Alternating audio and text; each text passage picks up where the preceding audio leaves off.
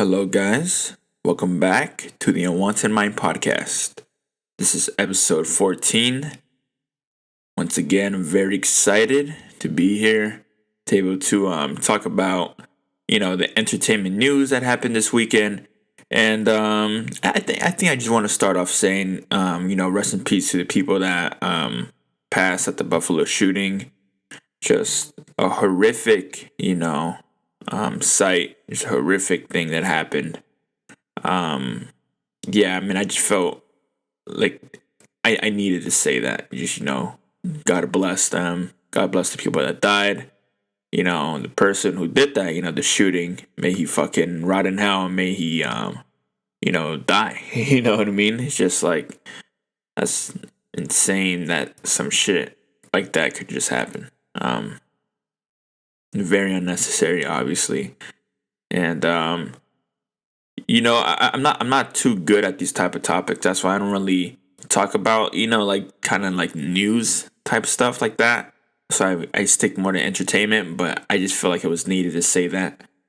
Obviously, there's no right or wrong way to really approach this type of situation. You're like talking about it, but this is my due diligence. To really just say my part of it. Just it sucks, obviously, but it sucks, man. But as far as entertainment news, we have we have a lot to talk about. And I mean a lot. For those who are up to date with new music releases, we have the Kendrick Lamar album that released last Friday. And I'm just gonna say right now, dude, it's pretty insane. It's pretty insane. People are gonna ask me, is it album of the year? Still thinking about it. Still thinking about it. As of right now, I'm still thinking about it. As of right now, if you ask me right now, I could say yeah. But I've listened to a lot of albums this year. Something about Benny the Butcher's album, dude. It's just it gets me. You know what I mean? It really gets me. Like, I listen to that shit every time. Like, I work out. I love the songs on there. The bars are fucking exquisite. The beats, the instrumentals that he chooses to spit on is insane. And you really can't go wrong with a Griselda beat. And I'm obviously a huge fan of the type of sound. The sonics that go into creating a Griselda type song, whether it's from Benny the Butcher or Conway the Machine or West Side Gun. It just, I don't know, man. I would consider myself a new fan, but when I first listened to him, it just, I don't know, man. Something in me just struck. Like, it struck me so deep that it just, like, I don't know. I resonated to it. Like, I feel like I was connected to it. So, with that being said, that Benny Butcher, the Benny the Butcher album is definitely up there. If not like top second favorite albums of this year. Could potentially be my number one. With obviously more listens to the Kendrick Lamar album and more listens to the Benny the Butcher album. But yeah, I can safely say the Kendrick Lamar album is my favorite of this year. Would I say that it's going to be the best album of this year? I'm not gonna go out and say that. Just because there's so many albums releasing this year, and I know a lot of people are gonna be like, "Whoa, you're gonna choose this guy over Kendrick Lamar?" The thing is, dude, you gotta understand. This is my perspective. I'm an artist myself. Recording artist. In that field, but I'm an artist in general. I make clothing and graphic designs. I make a lot of shit, right? That fits me in that category. But, in a subcategory, I am a recording artist, and I really just love types of sounds. So, an album I'm really excited for is the Post Malone album because from the snippets I've heard, it sounds completely insane, and I'm very excited. Like, Cooped Up with Brody Rich, dude, that shit slaps, dude. Like, and I'm not just saying like, oh, I can play this in my car, I can play this with friends or at the club. Like, I mean, like, dude, the melodies in it, the lyricism, the instrumental, dude, everything about it's dope. And it's not like the thing with Post Malone, bro. And Posty, bro. It's just like he's not repetitive with like songs. So because some people say like, oh, Drake songs are like so generic, they all sound the same. You know, and I'm not gonna say I agree with that, but I'm saying that's what a lot of people say. The thing with Post Malone, bro, not like he's not like that. He's not generic. Like obviously he has that sound where he goes for like a pop trap, type of song, but it sounds different, right? Like he sticks with that category a lot of the times, but he's just very, the way he approaches it, he approaches those beats is very, very unique from a lot of artists, and that's why I really appreciate him for that, and that's why I'm very excited for that. We also have the Game album releasing this year. People forget, Dramatic might potentially have an Eminem album releasing this year, because it's been about 2 years since he released Music to Be Murdered By, and the deluxe version of that. So there's a lot of artists dropping, and JID is also dropping his album this year, The Forever Story. The sequel to the Never Story. It's just, there's so many albums, so many, and those are just ones that are by memory. I know there's a lot. I know after this podcast, I'm gonna be looking. I'm like, oh fuck, this guy's gonna drop an album. I didn't say it on the podcast, but there's so many, and I love Kendrick Lamar, man. But I hate saying, but this album was shit. I don't mean it like that, because the thing is, look, you gotta understand. When you listen to an album, right, especially a Kendrick Lamar album, you have to let that shit sit, dude. You have to. You can't just be one listen in and be like, dude, this is his worst fucking album he has ever created. You can't say shit like that. You have to let shit sit. You know what I mean? Because then people, start opinionating on, like, all over Twitter or social media or whatever. They'd be like, dude, this album was mid. Bro, what are these songs? Bro, this is not even compared to, T-Pab, to Pimp Butterfly. Like, dude, it's not even close. Like, bro, you have to let shit sit. I've listened to this album about 4 times, and those 4 times was obviously a full listen without pausing.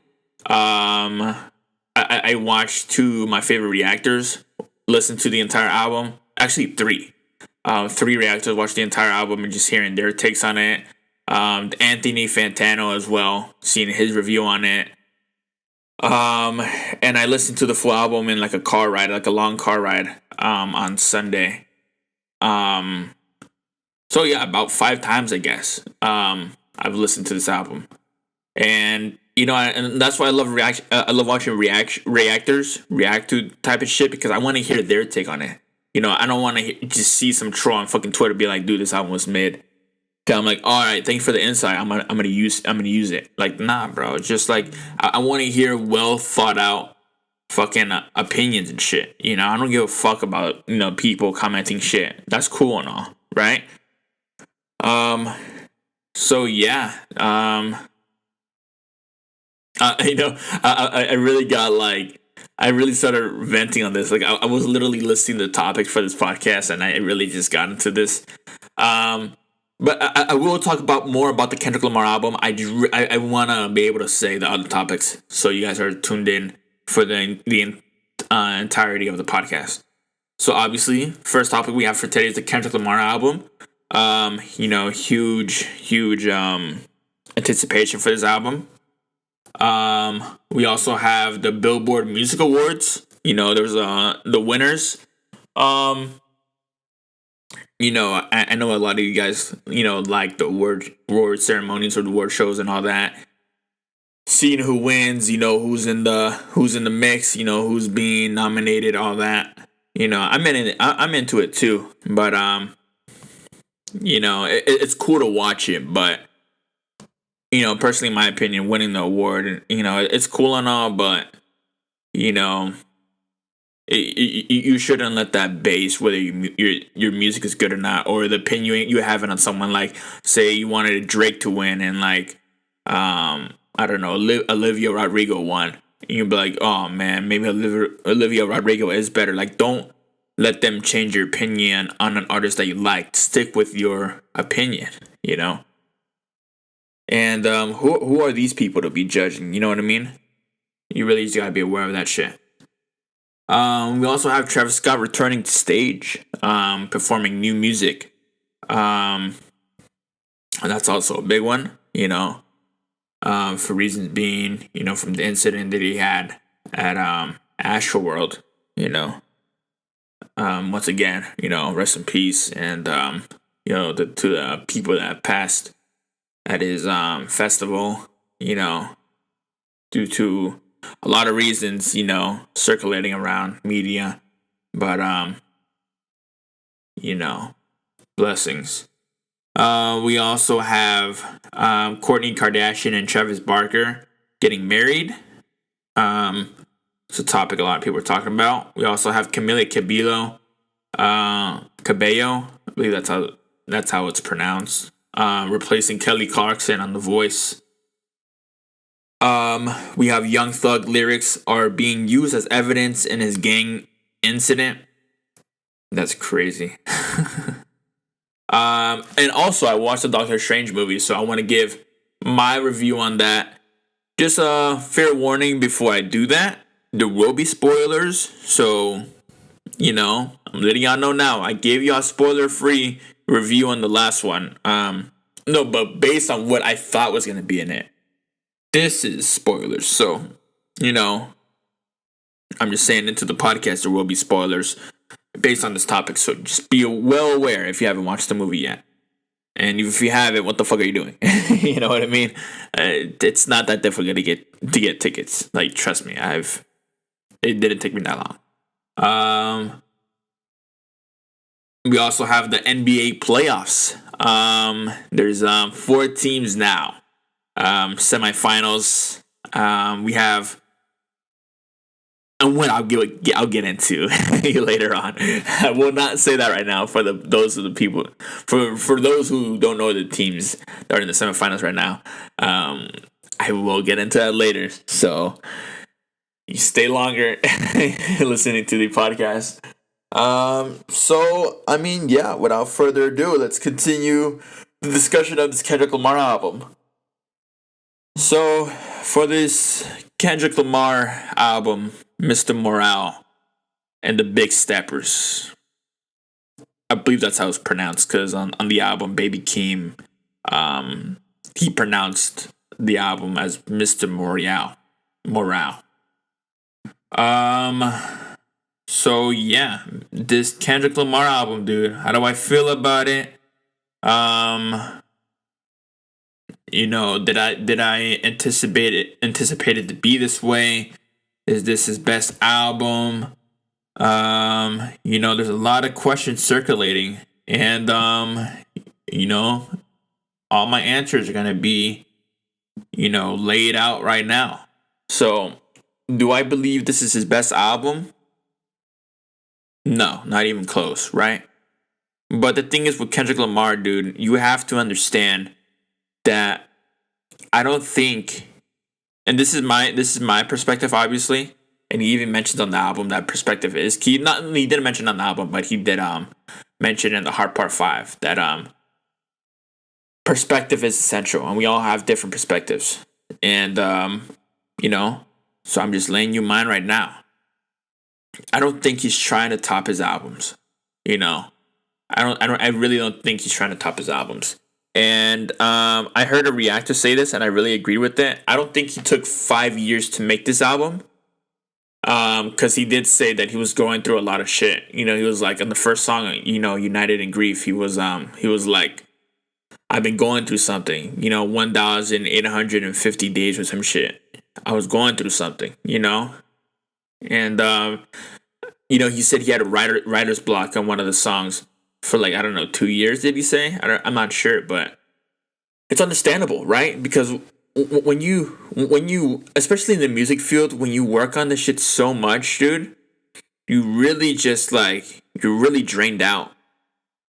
You know what I mean? You just like, it's hard to come up with new ideas, especially, when you're working on the level that Kendrick is. You're really trying to stay fresh, create new sounds, new shit.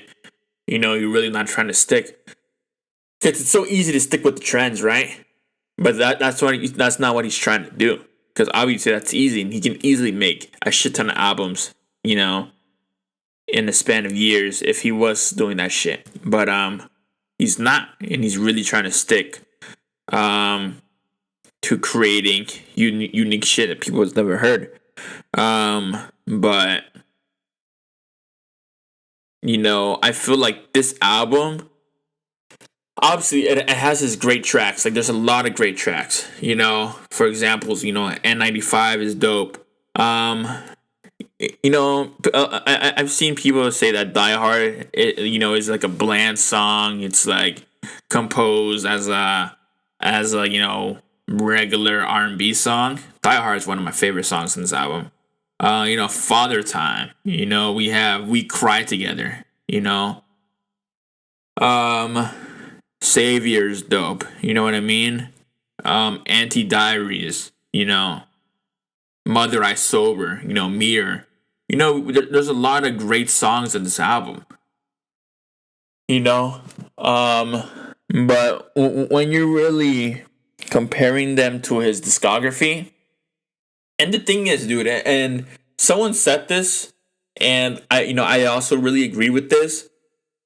For Kendrick Lamar to have a worst album in his discography, of his iconic, discography, it's really not saying much, because he has one of the smoothest, one of the best discographies in music in general. That it's like, even if he creates his worst album, it's still not saying much, because his shit is just like so hard to top that it's just like, it's not even a fair comparison. So based on his album discography, where would I place Mr. Morale and the Big Steppers? I'm just gonna say overall, I'd probably place it after, so I'm just gonna say my ranking of his albums right now.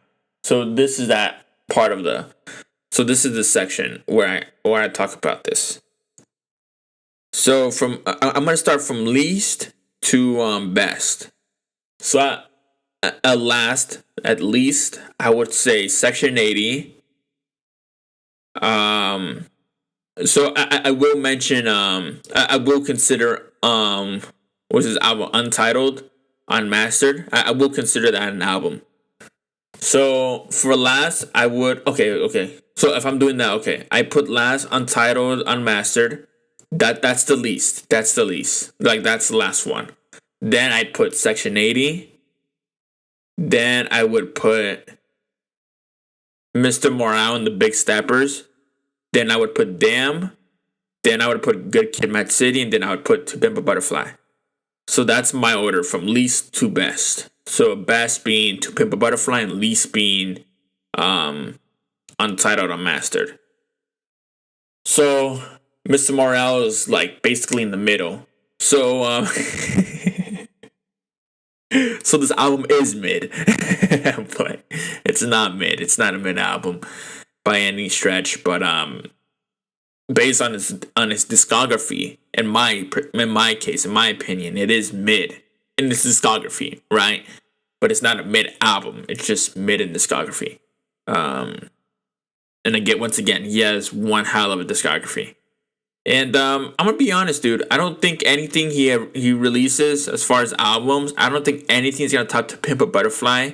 Just how much that album is a fucking masterpiece. Like, it's literally gonna be in museums, dude. Like, that album is one of the greatest. I was gonna say best and greatest at the same time. That's why I said greatest. This is one of the greatest albums in music history, dude. not just in rap or hip hop, like in music history. Like it's up there with the Michael Jackson album, it's up there, with Stevie Wonder's album. Like it's up there, dude. That's what I'm trying to say. It's up there.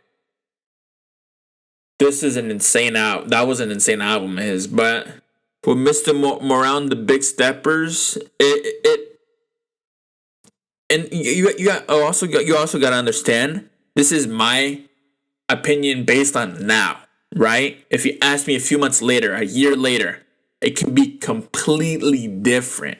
And maybe I'll get into it later on. Maybe I'll remind myself. I'm like, okay, how do I feel about this album once again? And I'll say it on the podcast, like from a year, now on. But from now on, right? But as of right now, it's in the middle of its discography. And I'm not saying this is a bad album, but I feel like it doesn't have the same, like in Good Kid, Mad City. At least it felt like it was a movie. Like there was shit that like it made the album connect. Like each song connected to one another with whether it was the little stories that happened at the outro or the intro of the album. Like Dying and Thirst. You like in Good Kid, Mad City, you hear that the elderly lady talking to a group of guys about, like, you sons are dying of thirst, and she made them to like pray to God, like the entirety of that album felt like a movie.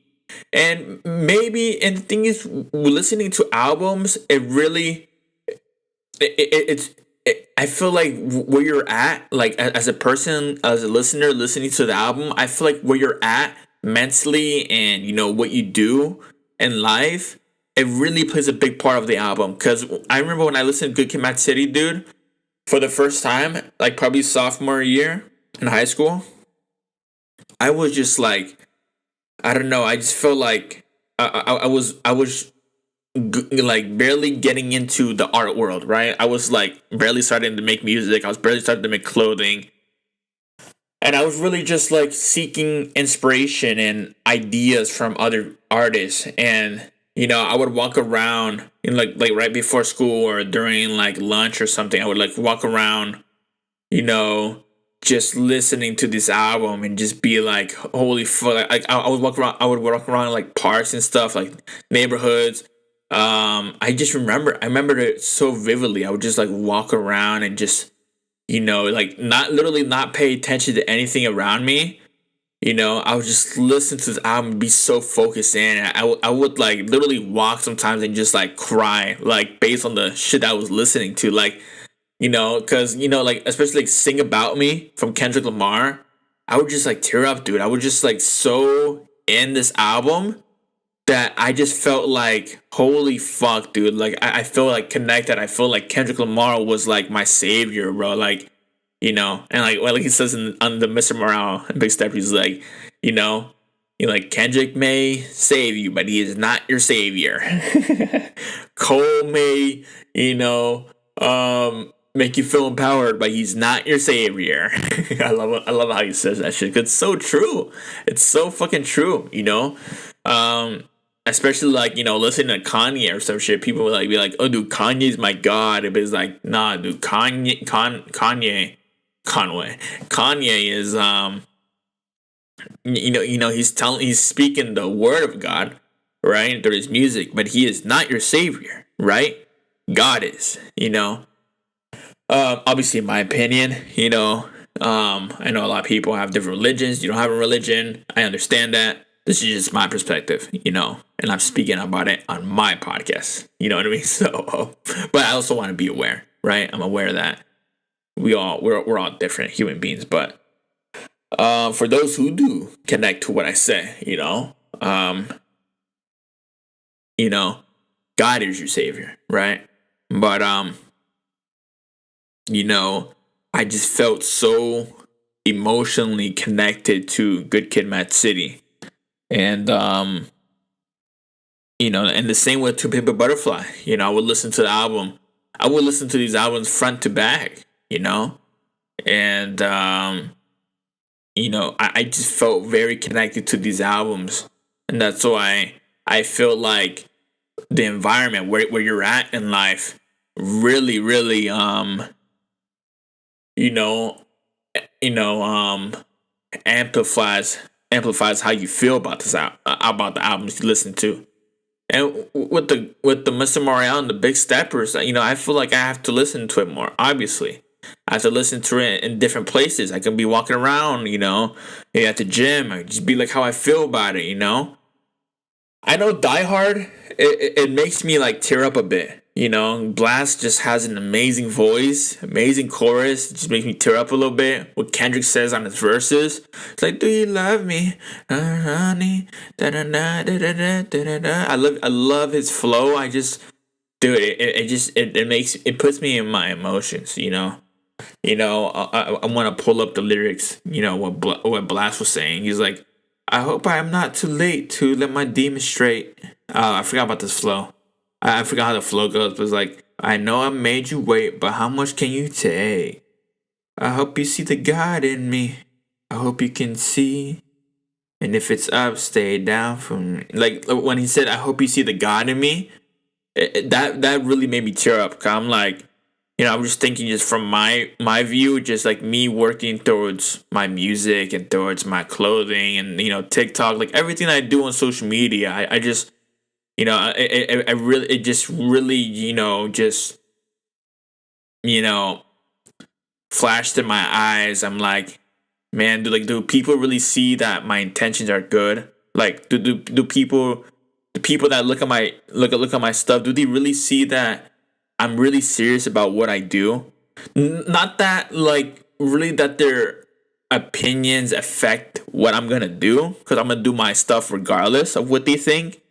But do these people really see the work that I put in every day towards the stuff? Do they see what I'm like? How much time? How much outside shit I have to sacrifice in order to stay fully dedicated to stuff? And that's what I got from that, and that's why I really just like teared up. Cause I'm like, dude, I hope these people see the God in me. I just hope that they value the stuff that I do, because I put so much work in it, so much work and time. And obviously, my intention by saying that is not to make you guys feel bad or whatever for me, or be sympathetic or any of that. It's just that's the reality of it. That's really just how I felt when I heard the song. And that's why this song sits really heavy on me, because it's such a dope track, at least in my opinion. You know what I mean? I will say though, the Amanda Reefer on the song, she was like, "Shimmy shimmy cocoa puff," like right after the chorus, she does the post chorus. I will say that it's like, she's like, "Shimmy shimmy cocoa puff," like in that voice. I will say maybe it's not that necessary, just because it's like, I don't know, just it didn't really feel necessary to be on there. At least in my opinion, you know what I mean? It just like, I don't know. Just I don't know. I feel like her voice didn't really fit the song. I feel like just Blast being on that was enough. You know. But that's just my opinion. Do I mind it though? No, I don't mind her being on it. I just feel like it could have easily been taken off or replaced by someone else that maybe could have done something better, and then than just being repetitive. You know. But yeah, Kendrick Lamar in his verse. I was supposed to go in order, but I did pick the song, so I'm just gonna say this song, and then I'll go in order from there. So right now I just wanna be reviewing the songs off this album, and in this first verse Kendrick says, "Do you love me? Do you trust me? Can I trust you? Don't judge me." It's and he says this on Damn. He says on Damn, "Don't judge me. My mama caught me with a strap. Don't judge me." So it still ties in how he feels right now. You know, um, for it's a revelation of a fear of intimacy. that his partner might judge him if he trusts and opens up. You know, because when you really open up to somebody, it could easily, like in an argument or something, or a point to win a point. They could really use it against you, and that trust diminishes, right? Because like I thought I trust you. Why are you using what I said to you against me? And I have been through that personally, and it's very fucked up, and it just makes you question who can you trust in life, and yeah, dude, it's just it's a very emotional thing, and like the way that he starts off the verse by saying that, and even though it's like an easy rhyme, like he rhymes me with me, it's about what he says and how deep it affects. And dude, this was dope. I'm a diehard. It gets ugly. Too passionate. It gets ugly. I wonder why I lost my way. I just want to say right now that hum was from it was from one of the leaked songs that was leaked like a few months ago. Someone had leaked Kendrick Lamar's song. I believe it was called I listened to it recently again. It was like, you can't cure this disease. The pain is too traumatic for relief. It went like that. Like, you can't cure this disease. I forgot how it went, but I forgot the song name, but that hum was leaked. That song was leaked, and it had those hums. So I think he probably just placed it on here, because none of the leaked songs that were leaked were on this album, even though it was clearly Kendrick Lamar. I guess he just didn't put it on the album, but those hums were in it, were in this song. And I just automatically like was clear to me. So yeah, I'm a diehard. It gets ugly. Too passionate. It gets ugly. This connects to the don't judge me. He's like, dude, I'm just so when like the thing is like, dude, Kendrick Lamar's diehard either way, right? Because he's so connected to his music. He's so he's so emotionally connected. He's just connected in general, right? So with a woman, you would expect him to be the same way. And he even says, he's like, dude, I'm just so passionate, it gets ugly. He's like, dude, it's not a pretty thing. When you're so dedicated to something, dude, it's not pretty. Like it doesn't look pretty, right? Cause in order to do that, a lot of times you really have to block other shit away. And sometimes that could be your family, that could be your friends, it could be going out, it just, social life in general. It's like a lot of shit that you have to block out. But, that's why balance is very important. But, you really want to be locked in. And, sometimes you feel like you can't have people around you because you really want to stay locked in. I really connected with that. He says, been waiting on your call all day. Tell me you're in my corner right now when I fall short. I'm leaning on you to cry out. We all got enough to lie about. My truth too complicated to hide now. Can I open up? Is it safe or not? I'm afraid a little. You relate or not? Have faith a little. I might take my time. Ain't no saving face this time. And then, then the chorus plays. In the second verse, he says, I got some regrets, but my past won't keep me from my best. Subtle mistakes feel like life or death. I want to see the family stronger. I want to see the money longer. I thought, that I die for you. I get emotional about life, He says, I'll still risk it all for a stranger. If I told you who I am, will you use it against me? See, and this is what I was saying. When you open up to somebody, you have to trust that person to not use it against you. He says it right here. Right or wrong, no stone, just love to send me. Yeah. Then the blast comes with the chorus, but he switches the first Oh no, no, no, never mind, never mind, never mind. It's the same chorus, you know. Baby, you make me pray from London. Yeah, cause if it won't, with you involved, I guess it's all for nothing. I hope I'm not too late to set my demons straight. I know I made you wait, but how much can you take? I hope you see the God in me. I hope you can see. And if it's upside down for me, yeah. I think that's how the flow went. I'm starting to remember now. Um, yeah, I mean, dude, this song was very, very, very dope. But I don't want to get too much on one songs because you know I can talk for days on each individual song, and I feel like I'm just gonna, you know, be talking about it all day, and I won't be able to talk about the other topics I have for today. So I do want to talk about each song, but I kind of wanna, you know, speed through it a bit. You know what I mean? you know. Okay, so let's just start off with United in Grief. So in United in Grief, the way it starts, I'm just say this right now, dude. The way it starts, the intro, it's absolutely insane. I was not expecting to hear that. Or I actually, yeah, the intro, yeah, the intro with the piano. Right when the intro played, it gave me that type of Damn vibe. Like you know how Damn started. Like it gave me like you know it was like love's gonna get you killed, but pride's gonna be the death. I forgot what he said on the Damn.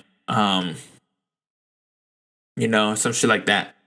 But it had that vibe. It was like it says, "I hope you find some peace of mind in this lifetime." But it was like in a weird voice. But it had that similarity of it. But when the piano was starting on this intro, it was insane. I was just like, "Holy fuck! What am I about to get into?" Like that's literally how I felt. It felt so crazy. Just like Kendrick's voice, like when he was saying those bars, he was like, or when he was saying this, it sounded so like stale, kind of like angry, kinda. Dude, it just threw me off a lot. You know, I've been going through something. 1,855 days. I've been going through something. Be afraid. That literally just sounded like a mini poetry. It sounded like very poetic. Like he was like saying some shit at a what's it called? At a poetry slam or some shit. No, you know what sounds like a poetry slam? We Cry Together. I'll get into that later. That song's literally out of a movie scene, dude. That's crazy. Okay, but in this verse he says, "What is a bitch in a mini skirt? A man is feeling what is bitter nerve. What is a woman that really hurt and deeming you're better off killing her? Was relative making repetitive narratives. How did it first? This is a predator hit reverse. All your presidents evil thirst. Yeah. What is woman hurt? Yep. This is your predator hit reverse. All your presidents evil thirst. So he's really just you know he's really just you know showing off his pen, dude. He's showing off his schemes. How he's able to you know have a fast flow while you know rapping or you know really rhyming shit. It just sounds so dope. You know, even though it's very short lines, it's very dope how it's set up. Like this whole verse, how it's set up, it's dope. I mean, I'm calling for purity. I went in and got my therapist. I can't debate all of the theories and sharing it. Consulate on my comparisons. Yeah, dude, he just says so much in these lines that it's kind of I'm not gonna lie, dude. It's pretty hard to go through all of them. But dude, his bars I'm just like never. It's never underseen, bro. Like he's always speaking about some shit, and it's always dope to hear him. You know. And then after the verse, the drums start playing, like that. And I know this is like with the same for a lot of people. Those drums that started playing after the verse, dude, was insane. You hear the ambulance and you hear those drums. That shit just threw everyone off, bro. You're like, what the fuck is about to happen? And then the craziest part of that was Kendrick Lamar rapping over those drums, those speed drums, dude. I was like, what the fuck, bro? It literally just like, I feel like he was in Africa or some shit. And he was doing like those African dances with like the campfire behind him. And he was just like rapping with like a stick and wearing like like I don't know, like a what's it called, like an Aztec outfit or some shit. That's literally what I saw and I listened to. I'm like, what the fuck is he like in a jungle or some shit? But dude, that literally threw me off in an amazing way because that shit was insane. I've never heard someone rap on that type of shit ever, and that really did inspire me. Because it's literally just a drum looped. Like, you know what I mean? It's just like there's nothing else to it. There's no bass. There's no like chords. There's nothing. It was just drums for like that moment. And I was just like, dude, I could literally hear Kendrick Lamar on a song just being like that. Or imagine he had an album that literally had the same vibe. It would be literally the most insane shit. I just don't know how he would approach that, but that was insane, and that's why I really respect Kendrick Lamar for that, because he really stays fully locked in on like creating new type of shit. You know what I mean? Use new sounds and just not afraid of being weird. You know what I mean? In a way, and it's amazing that we still have artists like that, and having that hunger to do that. Like you gotta understand, man. Kendrick Lamar doesn't have to do any of the shit that he's doing. He doesn't have to release an album.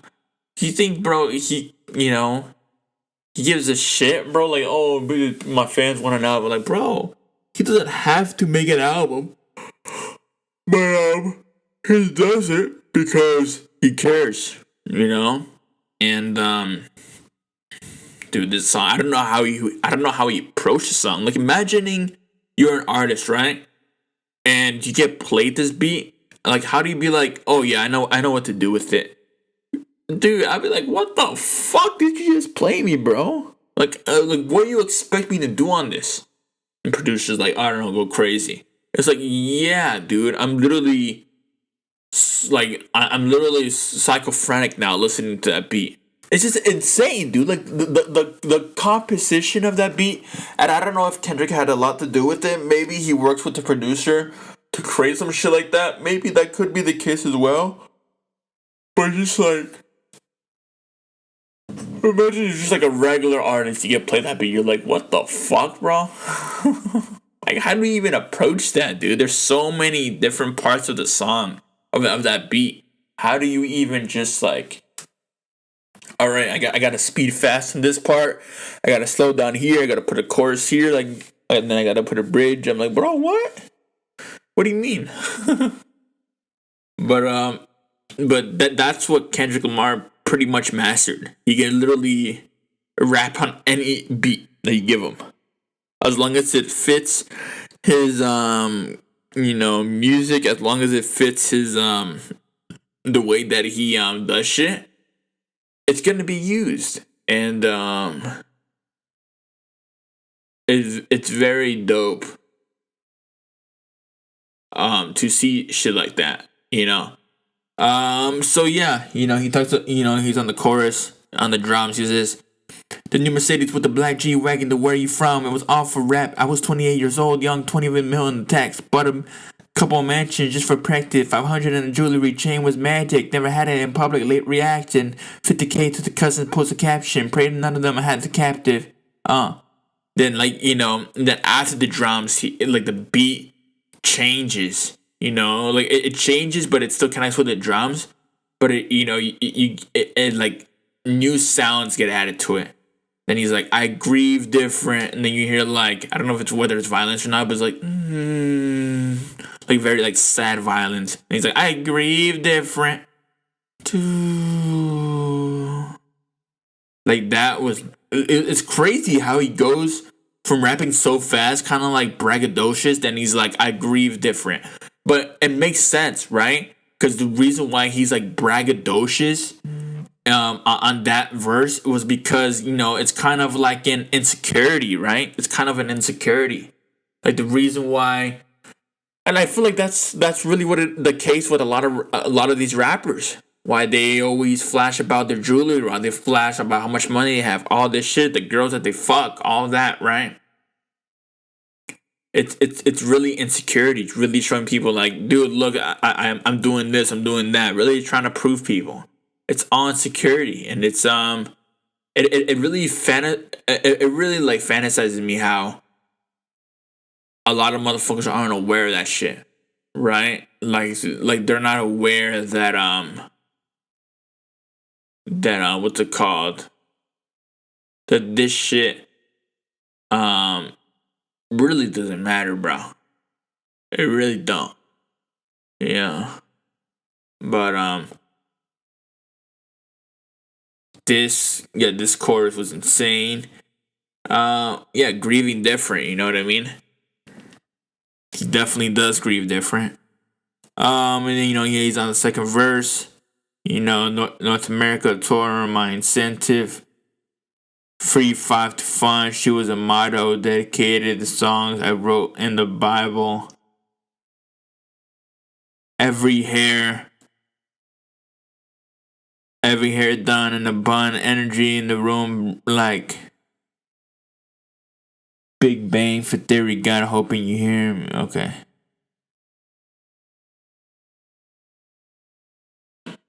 Yeah, I mean, dude, this song which is insane, and I'm a huge fan of the song. Like I said, it's not my favorite off the album, but it's regardless of that, dude, it's still an amazing song, and you still gotta give it its props. N95, dude, that's an insane song as well. Okay, maybe not insane. It's very dope, right? But I'm not too huge a fan of the beat. I love the chorus, oh. You ugly as fuck. You out of pocket. You out of pocket. 2 ATM. You stepping on what? You out of pocket. What you think you're talking about? Talking about us? You out of pocket. Copy of us. You out of pocket. The world didn't panic. The woman stranded and the man in the run. I just love the lyrics. Obviously, it's quick and easy. You know what I mean? But regardless of that, it's still a dope beat, and I'm very just happy the way that beat turned out.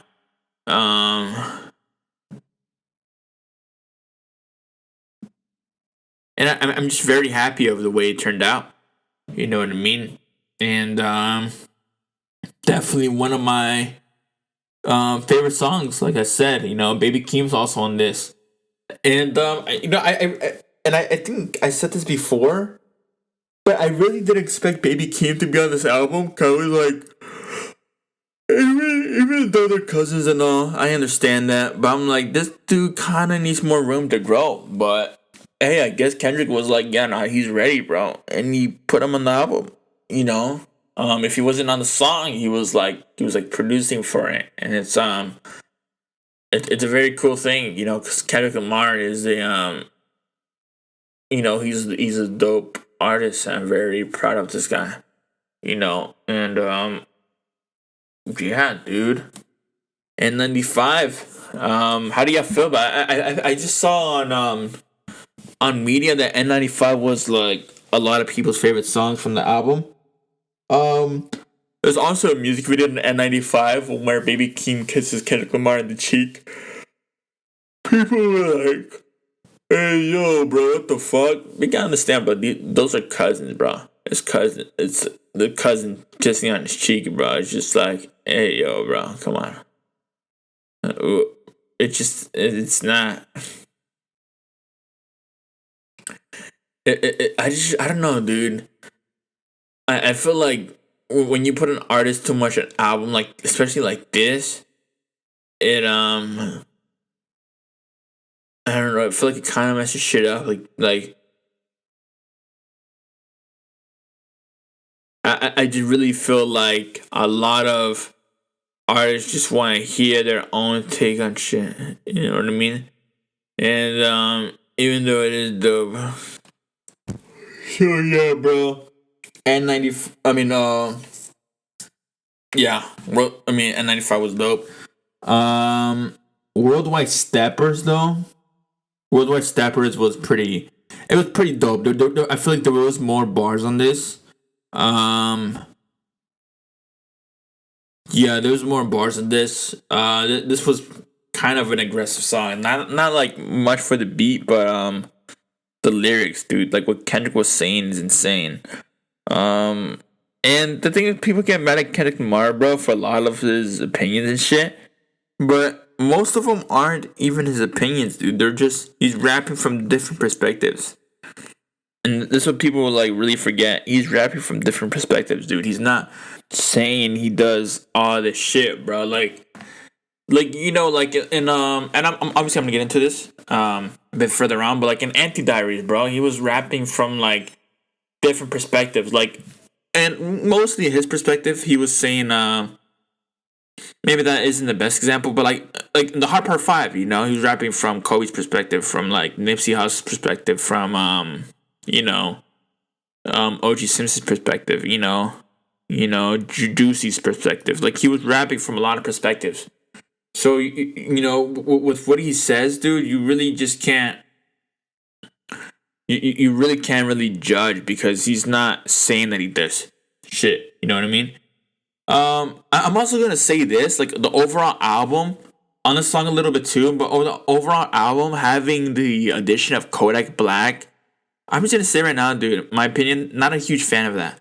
I love Kodak Black, he's a dope artist, but having him mostly throughout your album, like, dude, Kendrick, this is your album, dog. Like, why do you want some other guy to be, some other rapper, to be like, have a big voice in this? Like, on one song, I guess it would be alright. But the thing is, his verse on this album wasn't even crazy. Like Kodak Black's, it was aight, bro. I've heard better verses from him on different songs with like smaller artists. You know what I mean?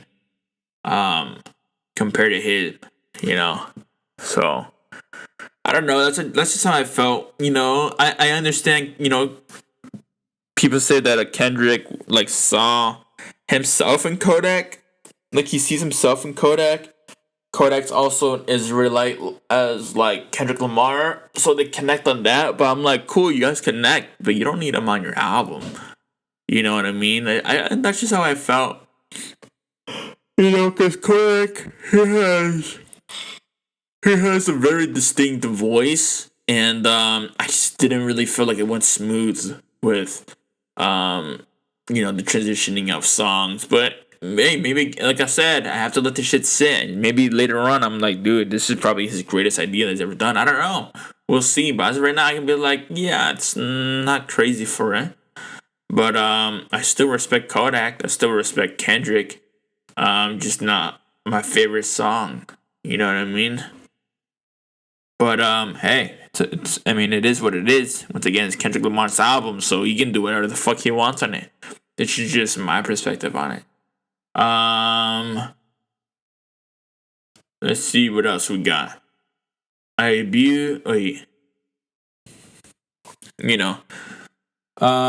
and the chorus is I'm a killer. She's a killer, bitch. We some killers, walking zombies, trying to scratch that itch. You know, I love how he starts rapping fast on his first verse. He's like, "I'm not for the fan of how my genetic build can build multiverses. The man I've got playing baby shark with my daughter while watching sharks outside at the same time, like a protective father. I kill her. My son, emotions part two. Like, dude, some of the lyrics that he says, bro, it's like it's sometimes it's hard to comprehend. You're like, what the fuck does he mean by this? He just be saying words. You're like, what? And that's why you really have to like go through his lyrics. That's why I'm not like really saying all the lyrics that he says, because it's like you really have to like dig deep in the shit that he says, because otherwise if you just read it on a surface level, you just be like, what the fuck is he even talking about, bro? So yeah, like, okay, so next one, Die Hard. Die Hard's dope, right? And I've talked about that already, right?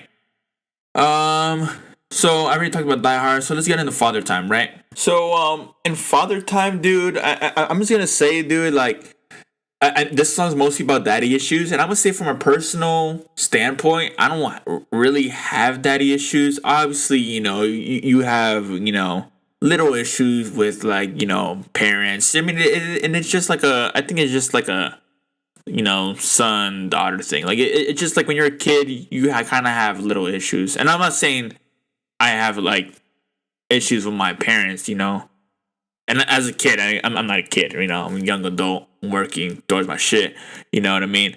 I wouldn't consider myself a kid, but yeah, I'm working towards my shit, and and the thing is like, obviously there's stuff we may not agree on and stuff, but it's not like I wouldn't call them like, oh, I got daddy issues, or I got mama issues or whatever, because I really don't. Even though like I have my little things, I still connected with the song though, like just somehow, like I feel like I put myself in perspective when I was like younger, you know what I mean, just like, for those who don't know, my parents got divorced. So, that shit kind of sat with me a little bit as when I was a kid. And I was just like, oh, should I stay with my mom or should I stay with my dad? And just like, I don't know. I felt very depressed and just sad with myself as a kid, And, I remember that. So I feel like I kind of, those emotions kind of brought up again. And I was hearing the song, I was like, dude, especially with the Sampha chorus, dude, I was just like, oh my god, like what he was saying and shit, I'm like, wow. And the way the song starts, dude, you just did not expect it, because at first you were like, you hear the dialogue between Whitney Alford and Kendrick Lamar. That's the girl that I was talking in the intro. She was like you really need some therapy, and Kendrick's like, real man, therapy, fuck you talking about, bro? And she's like, nah, you sound stupid as fuck.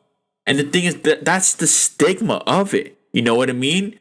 Like, it's just like, it's so easy to be like, I don't need therapy. I can deal with my own issues on my own. Like, dude, like it's easy to argue that. You're like, dude, I'm with myself every day. I know what I want. I know what I don't want, But people really have a misunderstanding with this, and people are like, "Dude, I'm a tough man. I don't need therapy." Dude, you look more of a bitch that you're not going to therapy.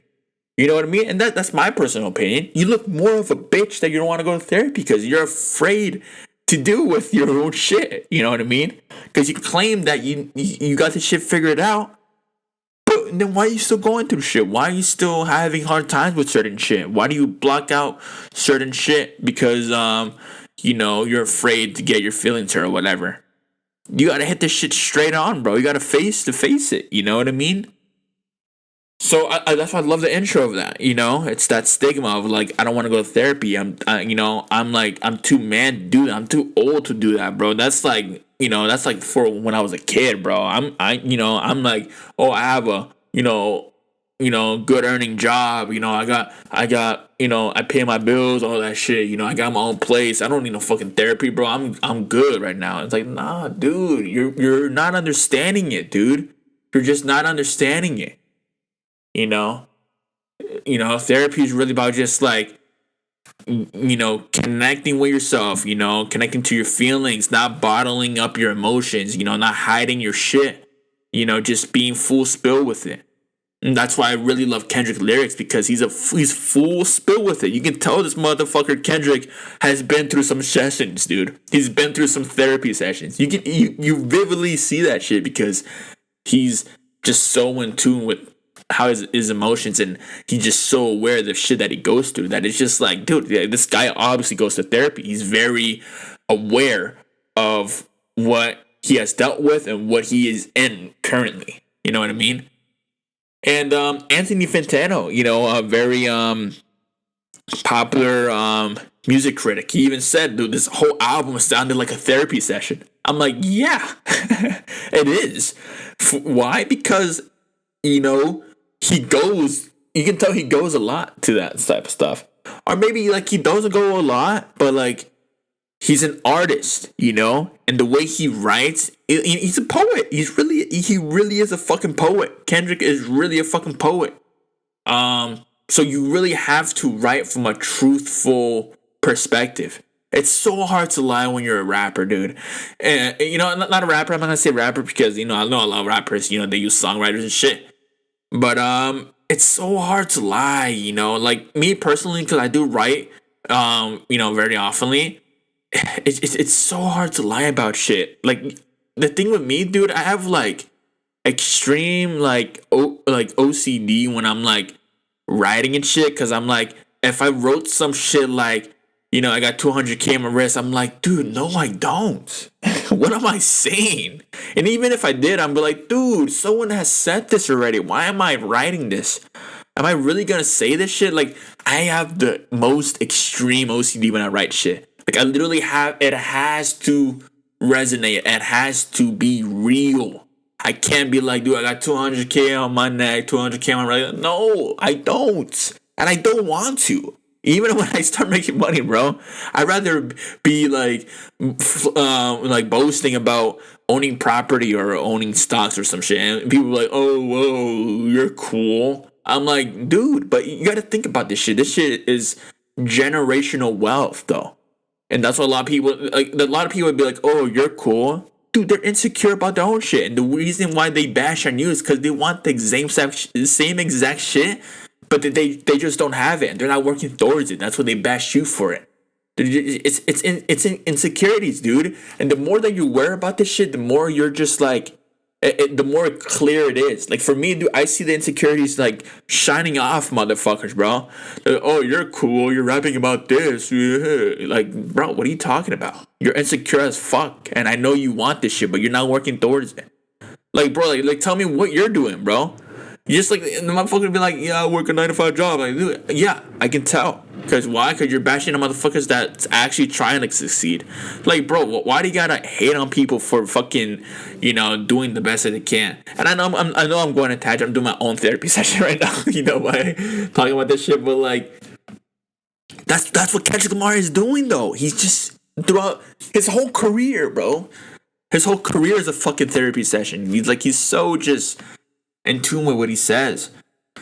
The way that he starts off the verse, like, it's like a little pause, and he's like, I come from a generation of home invasions, I got daddy issues, and then the beat plays, of home invasions, and like that beat, dude, it reminded me so much of like Bound 2 from Kanye, or like that type of instrumental, that type of vibe.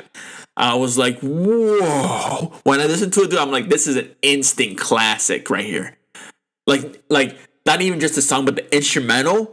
This is an instant classic instrumental right here, dude. And mark my fucking words, dude. I said this shit. May 17th, dog. This is an instant classic. The song, not just the song, bro. This beat, this instrumental is an instant classic. You're gonna hear a lot of rappers be rapping over this beat, talking about that subject matters, personal life or whatever. Everything in them four walls had taught me, made habits buried deep. That man knew a lot, but not enough to keep me past the streets. My life is a plot twisted from directions I can't see. Daddy issues ball across my head, told me fuck a foul. I'm teary-eyed, I wanna throw my hands, I won't think loud. A foolish pride. If I lose again, won't go in the house. I stayed outside, left with my friends. They know my life. Daddy issues made me learn losses. I don't take those well. Mama said that boy is exhausted. He said go fuck yourself. If he give up now, that's gonna cost him. Life's a bitch. You could be a bitch or step off the margin. I got up quick. Dude, I mean, do you hear what I'm saying right now? These are bars by Kendrick Lamar, dude. If he gave... Dude, this is literally a mother, father, kid, in this case, son scenario. My mama said that the boy's exhausted, dude. Like, the dad is, stressing him out. Like, he's very tired from practicing, playing basketball and shit. The dad says, go fuck yourself. If he gives up now, that's going to cost him later on. Life's a bitch, dude. Life is not easy. If he gives up, practicing because he's tired or whatever, dude, this shit's going to cost him in the long run. And later on, it's going to be so easy for him to give up. And then you're going to be like, oh, man, I wish we would have done it your way. I'm not going to let us be like, oh, man, I'm going to fucking... change shit, start shit right now, so when he grows up, he's like, bro, I'm not gonna give up. That's crazy. You could be a bitch or step out the margin. His dad asked Kendrick, laying on the fucking ground, tired of shit. You could be a bitch or step out the margin. What did Kendrick do? He got up quick. He's like, dude, I'm up. I'm not no bitch. I'm gonna step up. I'm charging baskets and falling backwards, trying to keep balance. Oh, this is a part where mental stability meets talent. Oh, this is the part he breaks my humility just for practice. Tactics we learn together, sore loses forever, daddy issues. Dude, I mean, that shit just makes me so emotional, dog. I mean, do you hear what the bars is, dude? I mean, I just really would recommend just pulling up these lyrics and just reading them on your own, dude, because holy fucking hell, dude. And this is just the first verse, dog. Wow. I'm charging...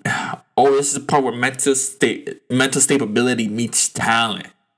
Like, oh, cool, you got the talent, but how stable are you? Like, are you able to keep this shit continuous? Are you able to be consistent with this shit? Are you able to stay fully dedicated? Are you able to, sacrifice social life? Are you able to block out, the negatives that pop out from being, so dedicated to the shit? Oh, this is the part he breaks my humility just for practice. This is the part where he pushes me to the fucking limit, seeing if I can, just stand this shit. It's just like, it's insane. It's insane. And tactics we learn together. Sore loses forever. Daddy issues. Yeah. And that's what a lot of people misunderstand. Losing is a form of practice. You need to lose in order to win, dude. You have to learn how to lose.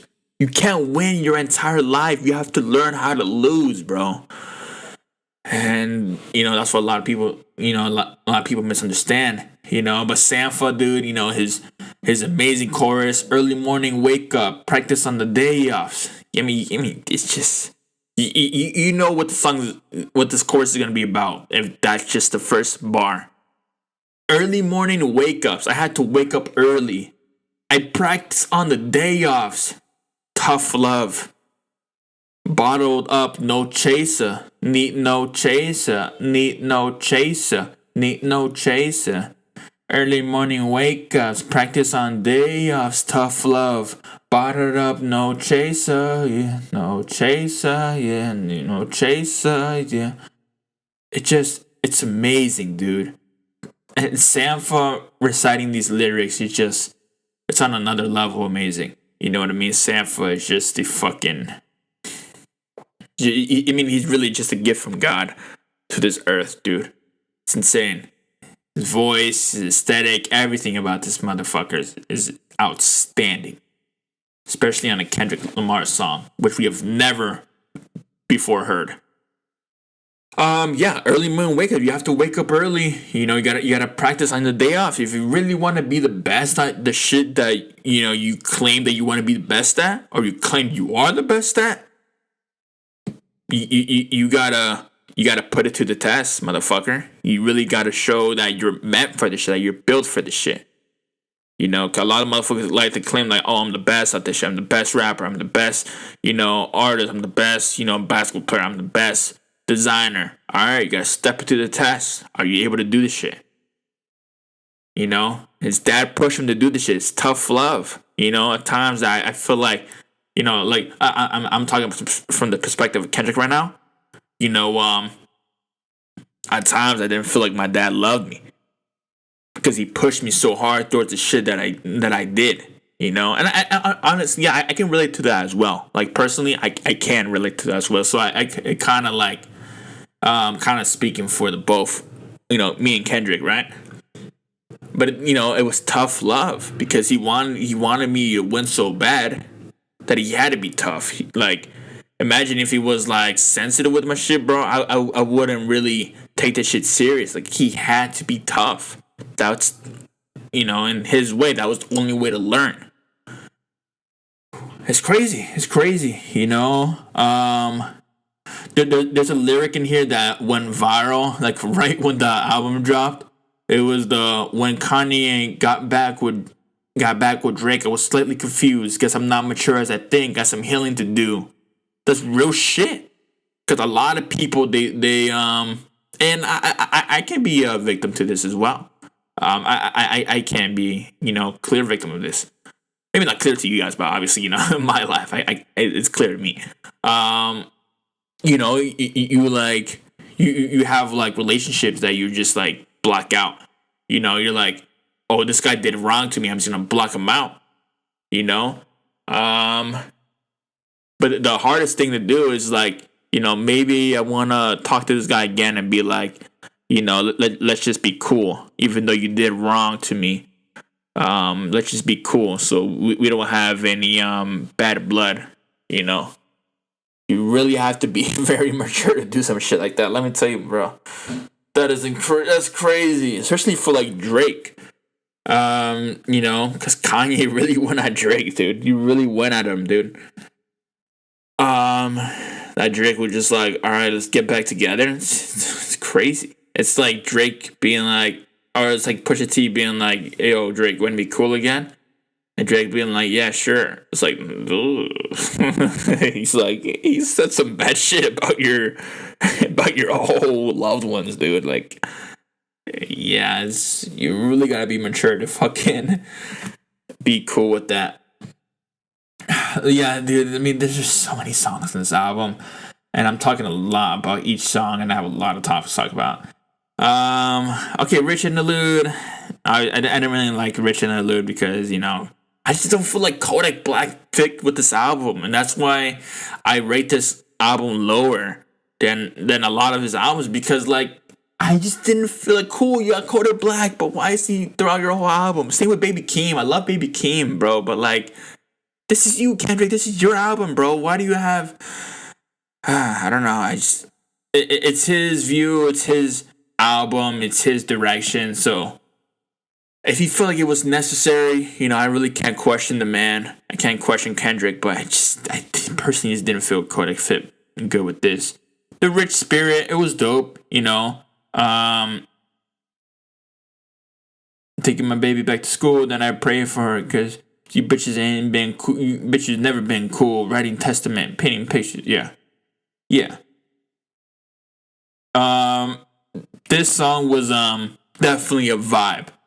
Hey, bitch, I'm attractive. Can't fuck with me no more. Can't fuck with you no more. I'm fasting. Oh, bitch, I'm attractive. It's such a vibe.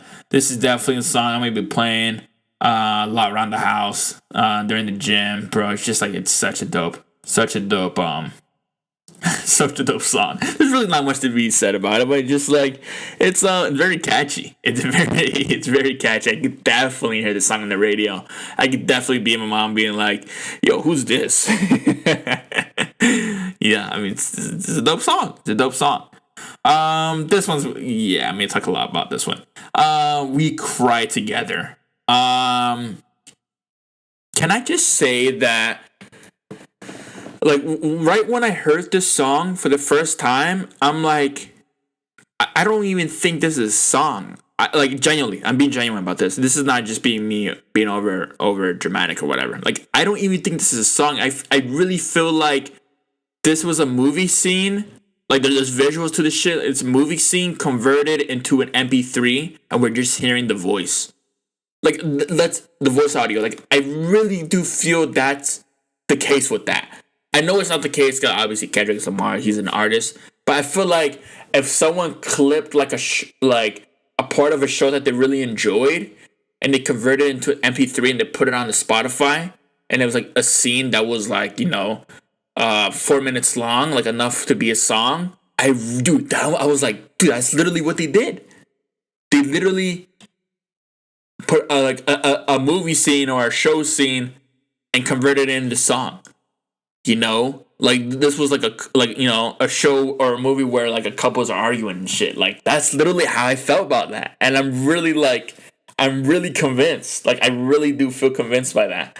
I know it's not the case, but like I really do feel convinced. Like, dude, we need a music video to this. And I'm pretty sure every Kendrick Lamar fan agrees with that. We need a music video to this song right here, dude.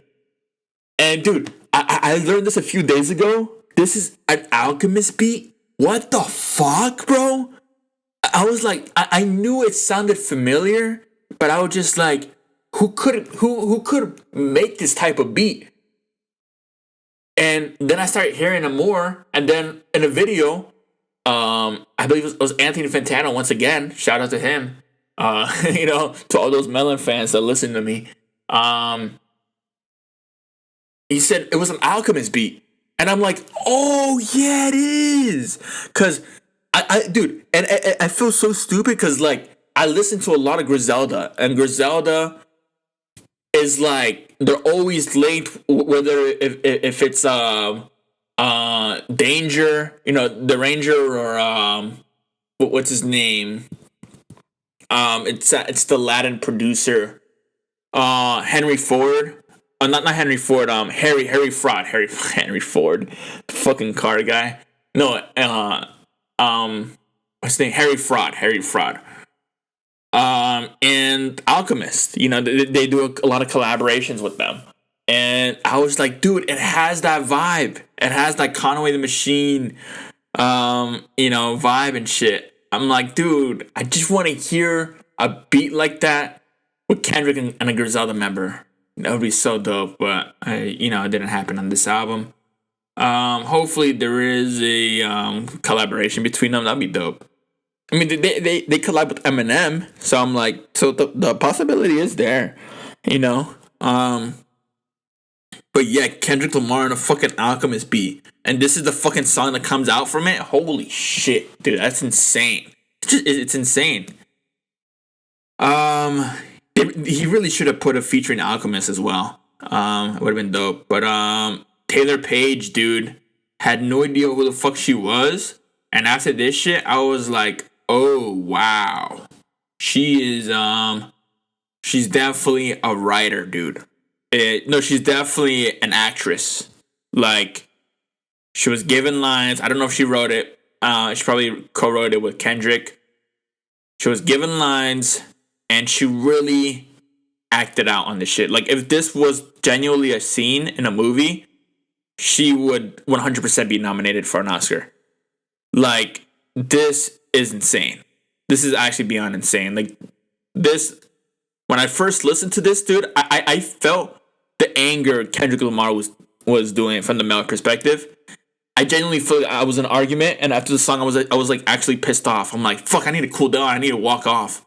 I was like, wait, what? But I was listening to a song the whole time. Why am I mad? I felt like she was insulting me, bro. I was like, bro, what the fuck? I was like thinking of my own responses and shit. I'm like, what? She's calling me a fucking. She's calling me a bitch. Like she's calling me. I got small dick energy. Like I felt like she was saying this shit to me. But dude, this song was insane.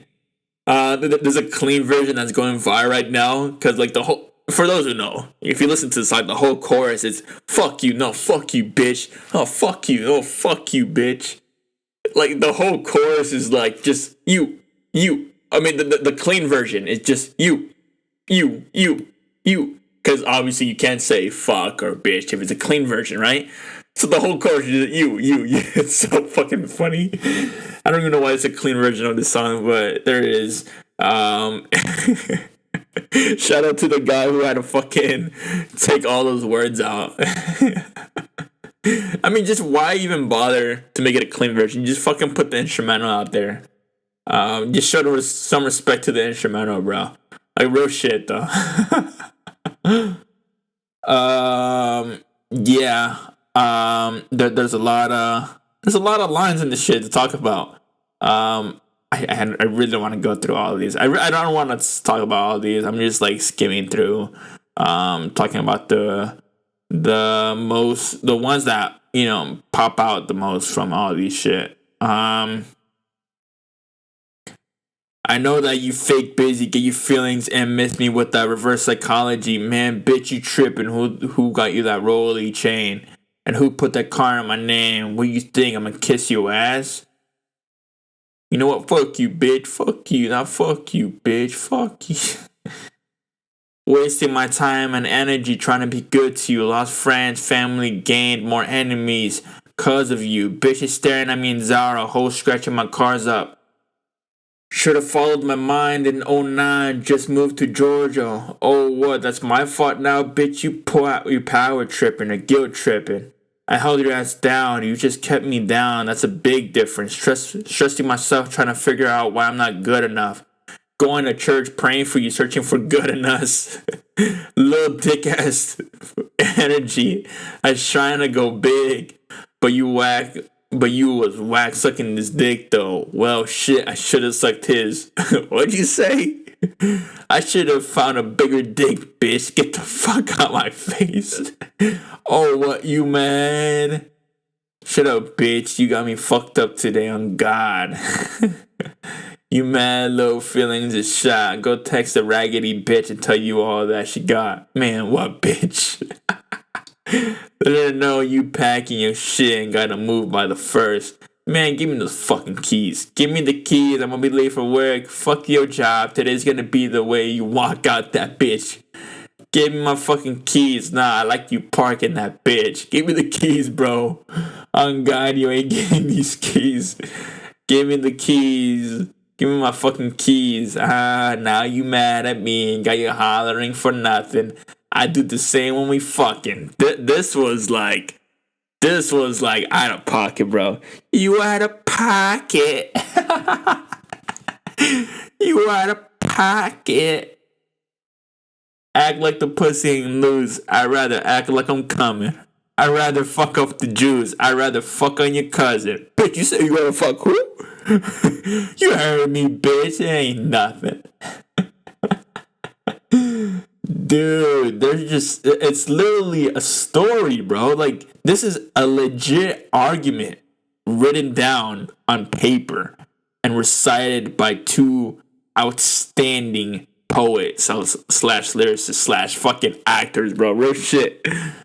It's insane. This song's insane. This is an instant classic. This is like a song that you would hear on To Pimp a Butterfly. This is like You, like the song You on To Pimp a Butterfly. Like, it has that anger and aggression.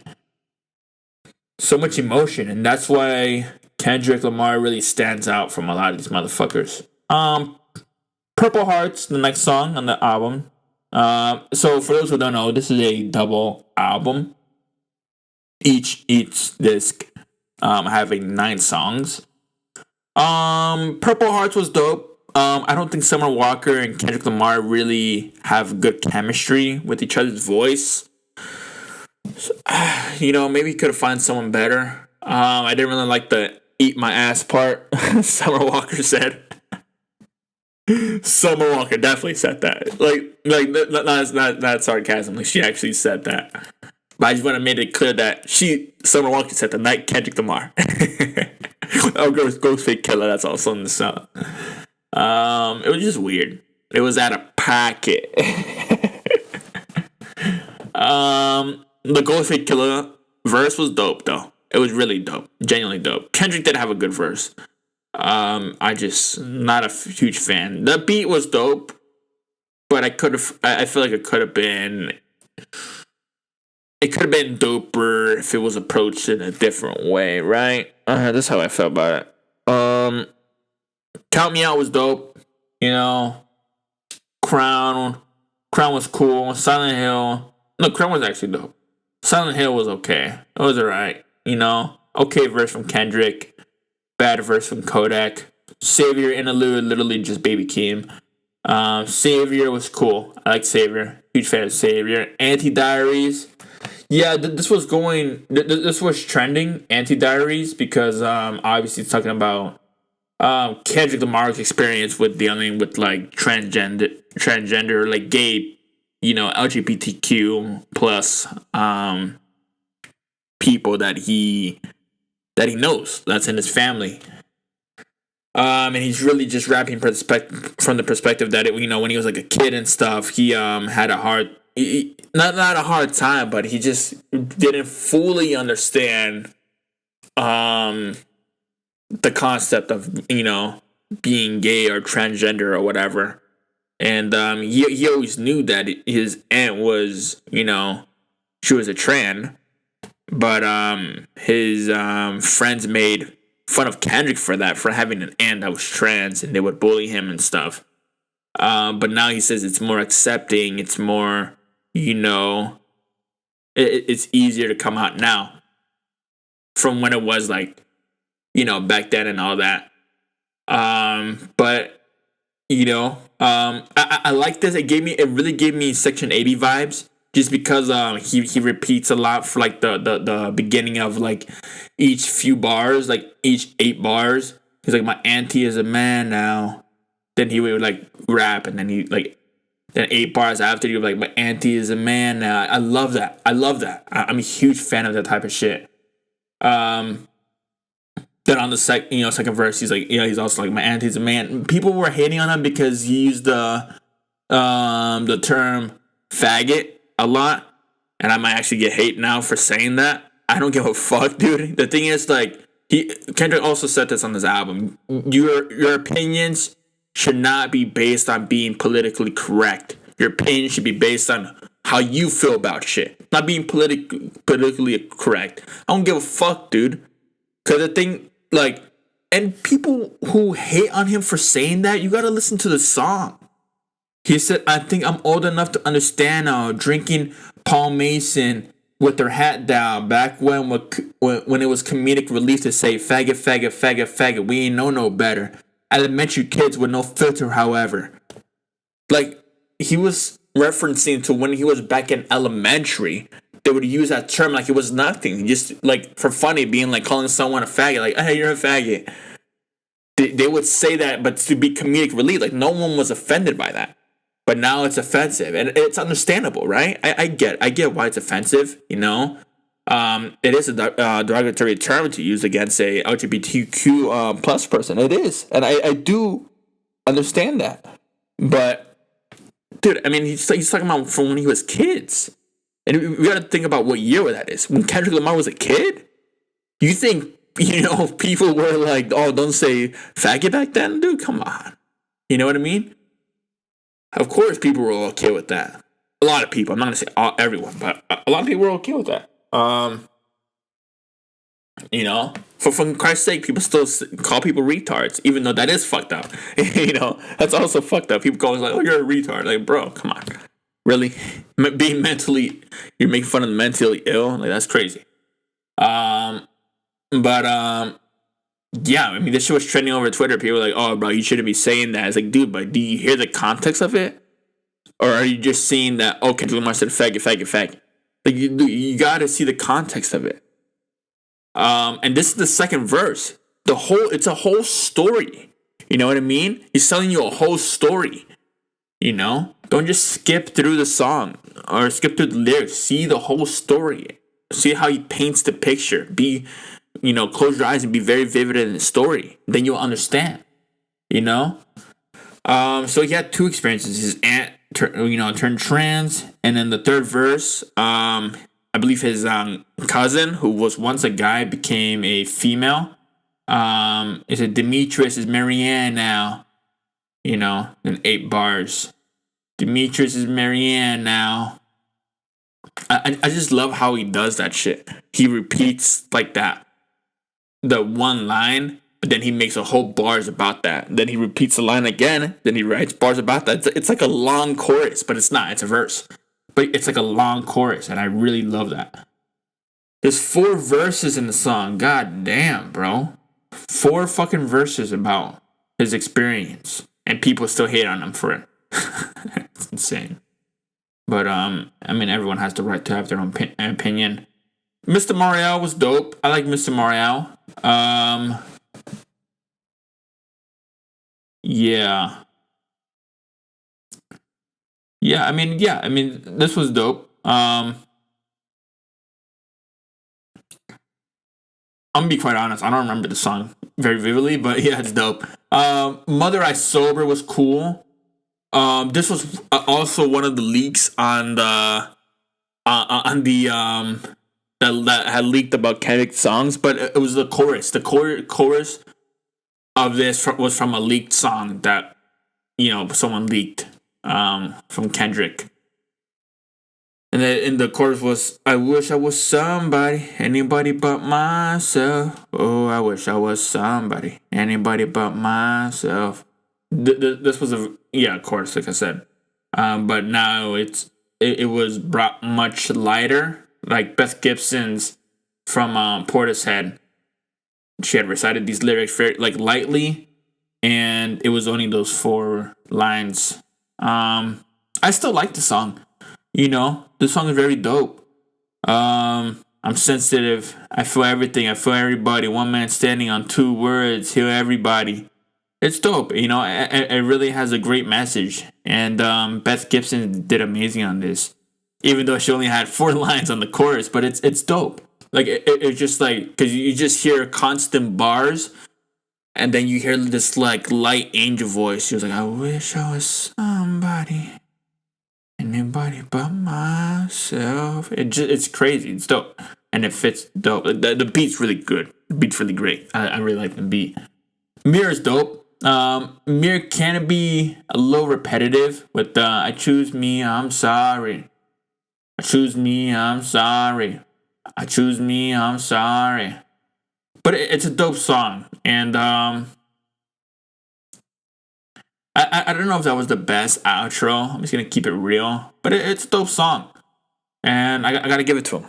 Damn, I really talked a lot about this album.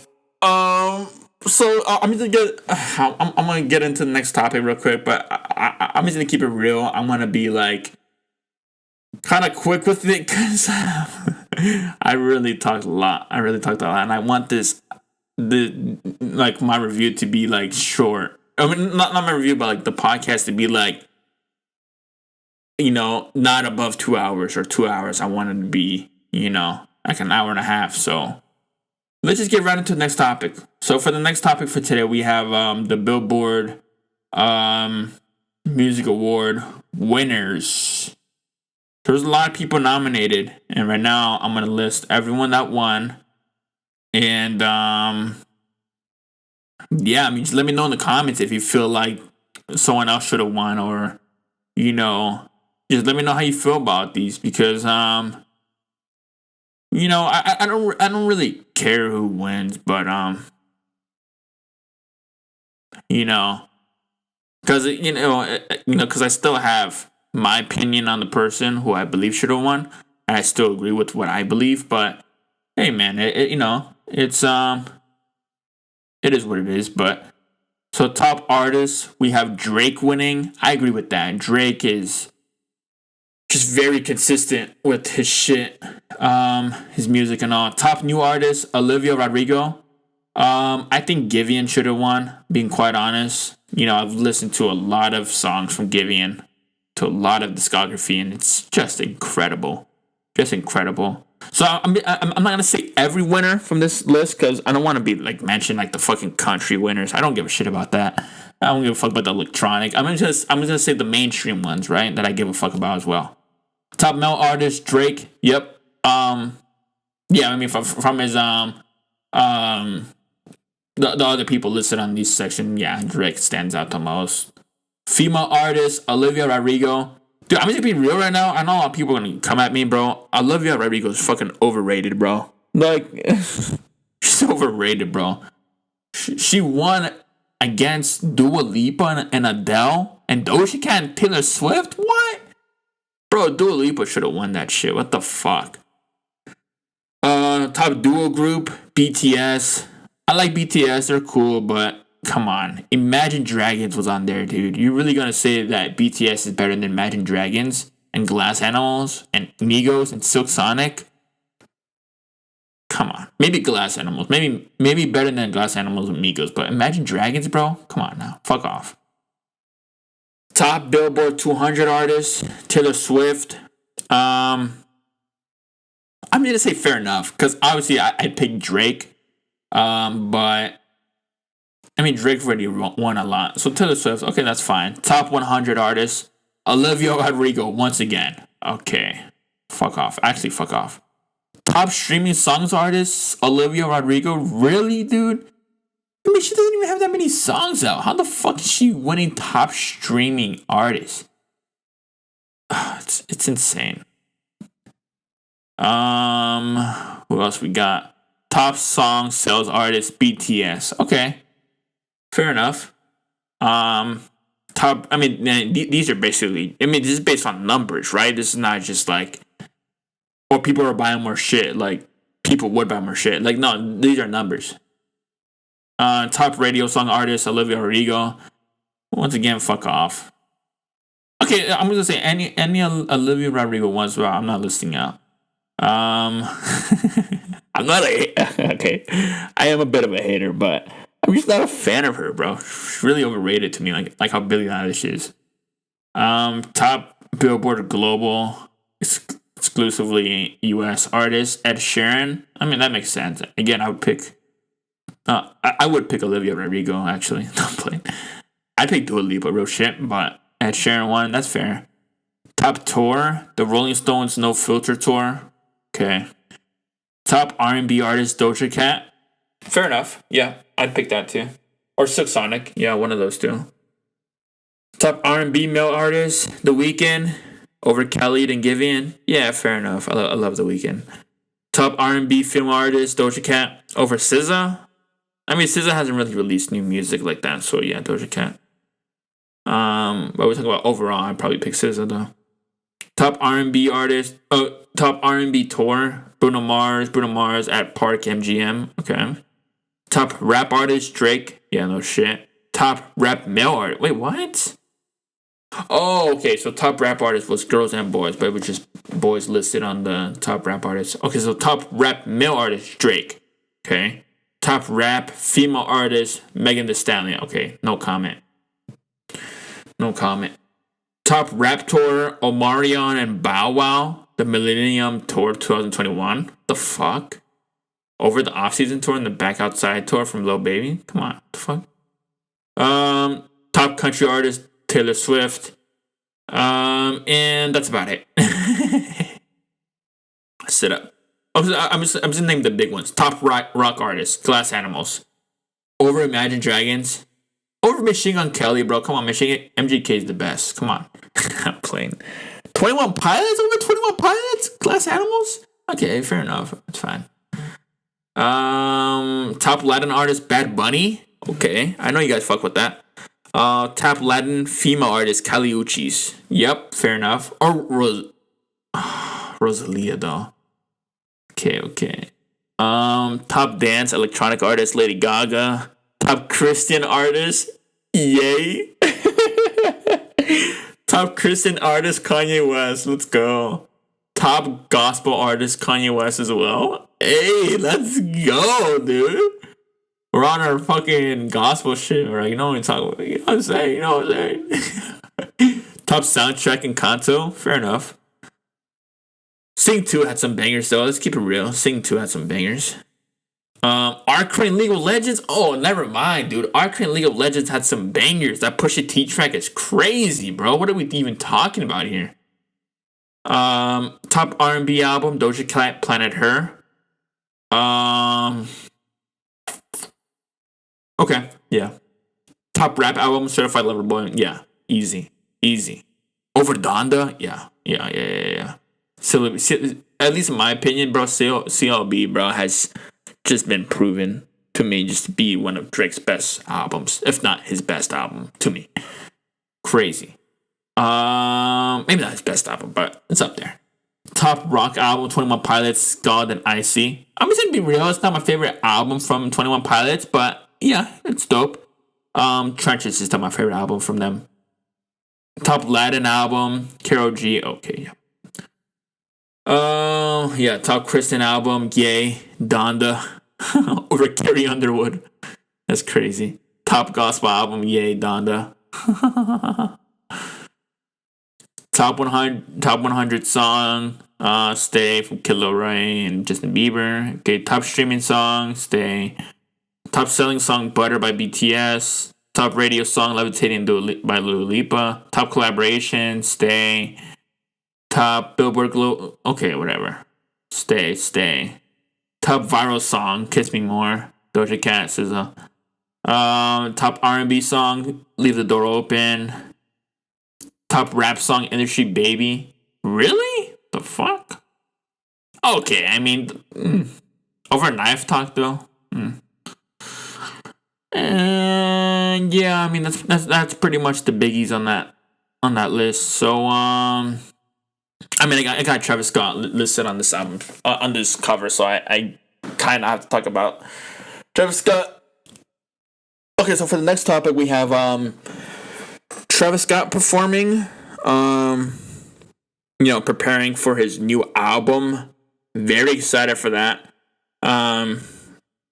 It's just I'd really be stuck in a pickle, bro. Like Travis Scott performing. Like I feel like there's such a huge stigma now on like Travis Scott performing. I'm like now whenever he performs, I feel like he just has to be consciously aware that he like I don't know if he can allow the people to rage anymore. I mean, that's literally his brand, right?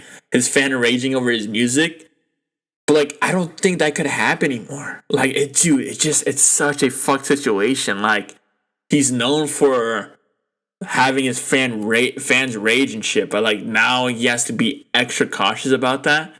I don't know, dude. It just seems fucked. Because, like, if someone passes again, like, dude, he's over. Like, dude, I don't know. I love his music and shit. I love everything about Travis. But, like, what can you do at that point? You know what I mean? If someone passes away again, it's like, dude, you literally cannot perform again. Like, dude, this is getting out of pocket. Out of pocket. I'm just finding every way to just keep rephrasing that.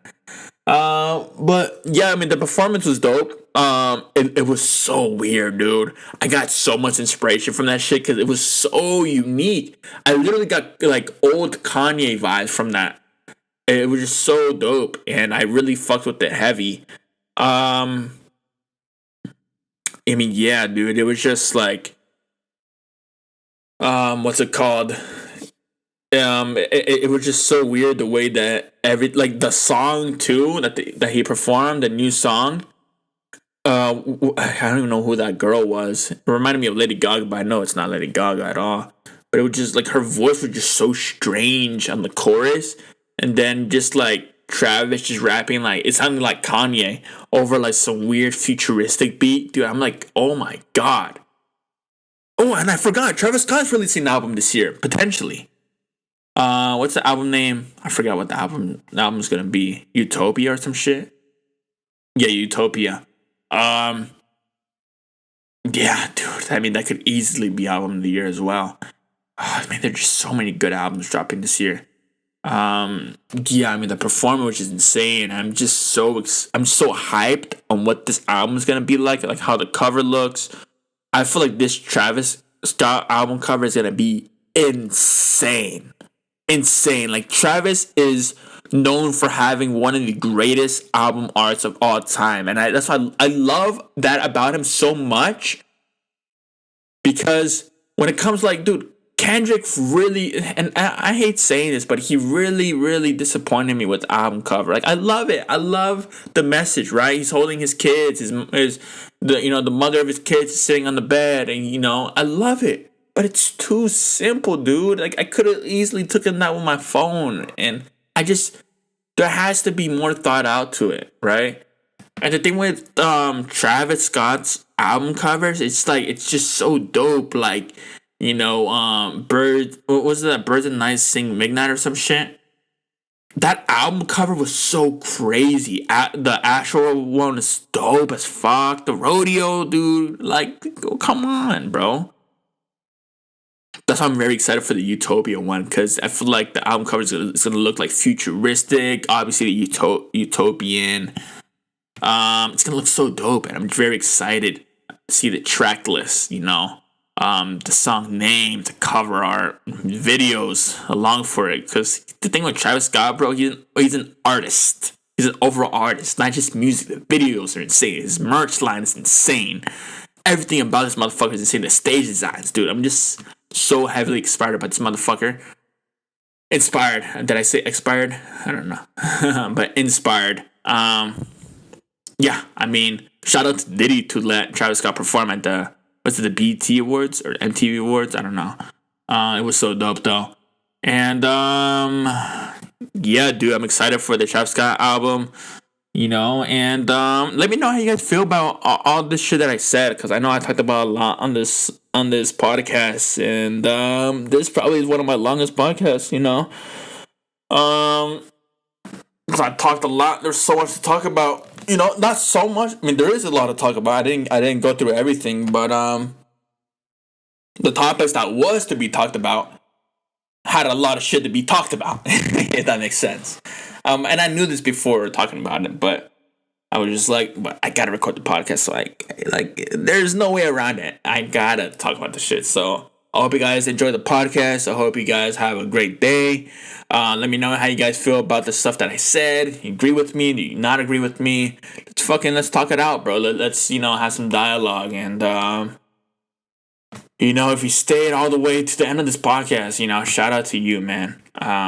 That's dope. Hearing me speak for I don't know, fucking what, 2 hours? I don't even know. But shout out though. Love you guys. My social medias are in the description. If you're listening to this on Spotify, you just find my shit anywhere. You search up Unwanted Mind and everything, and you'll find my shit easy. I love you guys. All right, see you then.